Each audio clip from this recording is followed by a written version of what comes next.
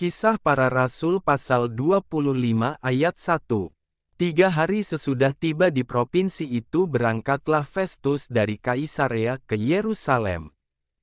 Kisah Para Rasul pasal 25 ayat 2.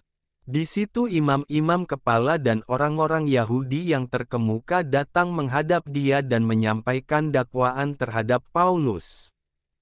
Kisah Para Rasul pasal 25 ayat 3. Kepadanya mereka meminta suatu anugerah, yang merugikan Paulus, yaitu untuk menyuruh Paulus datang ke Yerusalem. Sebab mereka sedang membuat rencana untuk membunuh dia di tengah jalan. Kisah Para Rasul pasal 25 ayat 4. Tetapi Festus menjawab, bahwa Paulus tetap ditahan di Kaisarea dan bahwa ia sendiri bermaksud untuk segera kembali ke sana.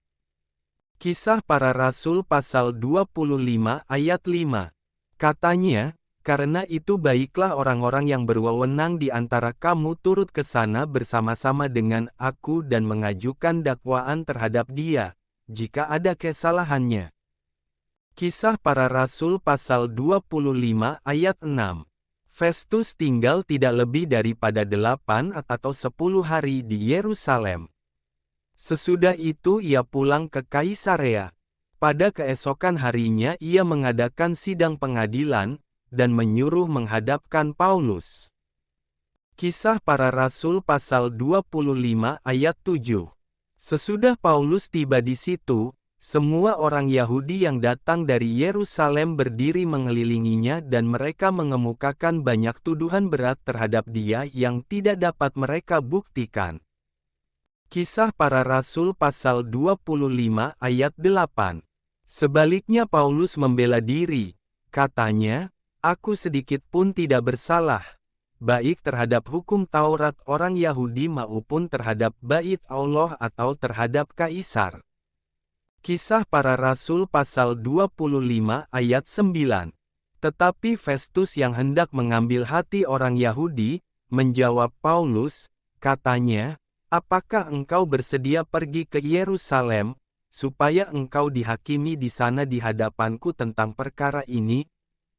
Kisah Para Rasul pasal 25 ayat 10. Tetapi kata Paulus, aku sekarang berdiri di sini di hadapan pengadilan Kaisar dan disinilah aku harus dihakimi. Seperti engkau sendiri tahu benar-benar, sedikit pun aku tidak berbuat salah terhadap orang Yahudi. Kisah Para Rasul pasal 25 ayat 11. Jadi, jika aku benar-benar bersalah dan berbuat sesuatu kejahatan yang setimpal dengan hukuman mati, aku rela mati. Tetapi, jika apa yang mereka tuduhkan itu terhadap aku ternyata tidak benar, tidak ada seorang pun yang berhak menyerahkan aku sebagai suatu anugerah kepada mereka. Aku naik banding kepada Kaisar. Kisah Para Rasul pasal 25 ayat 12. Setelah berunding dengan anggota-anggota pengadilan, Festus menjawab, engkau telah naik banding kepada Kaisar, jadi engkau harus pergi menghadap Kaisar. Kisah Para Rasul pasal 25 ayat 13. Beberapa hari kemudian datanglah Raja Agripa dengan Bernike ke Kaisarea untuk mengadakan kunjungan kehormatan kepada Festus. Kisah Para Rasul pasal 25 ayat 14. Karena mereka beberapa hari lamanya tinggal di situ, Festus memaparkan perkara Paulus kepada raja itu, katanya, di sini ada seorang tahanan yang ditinggalkan Felix pada waktu ia pergi. Kisah Para Rasul pasal 25 ayat 15. Ketika aku berada di Yerusalem, imam-imam kepala dan tua-tua orang Yahudi mengajukan dakwaan terhadap orang itu dan meminta supaya ia dihukum. Kisah Para Rasul pasal 25 ayat 16.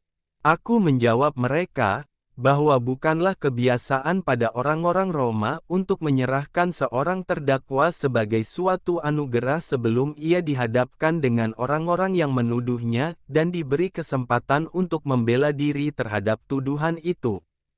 Kisah Para Rasul pasal 25 ayat 17.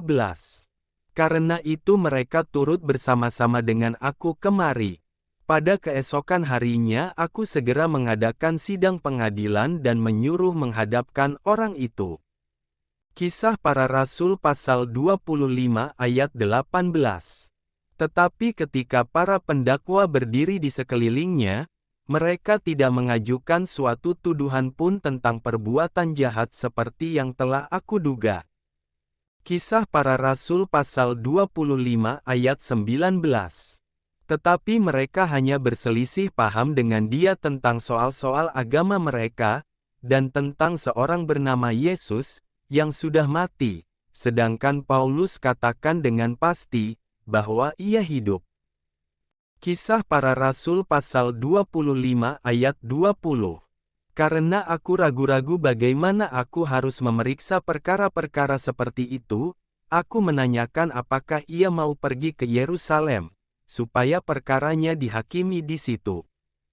Kisah Para Rasul pasal 25 ayat 21.